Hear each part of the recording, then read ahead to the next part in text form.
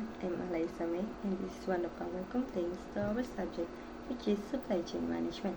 And for today's video, I would like to share my reflection in Chapter 7, Purchasing as part of supply chain management. Determine inventory levels. A number of variables influence inventory levels. First is storage capacity. Second is item perishability. Third is supplier delivery schedule. 4 is potential savings. And 5 is operating calendar.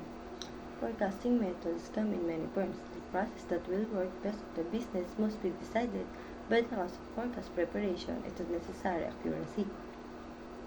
First is the NIB, second is moving average, third is exponential smoothing, 4 is linear regression, 5 is multiple regression, 6 is just in time, 7 is par level.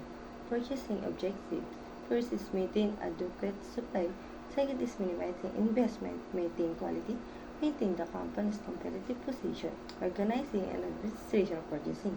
First is planning, second is organizing, third is staffing, 4 is training, 5 is budgeting, 6 is directing, and the 7 is controlling.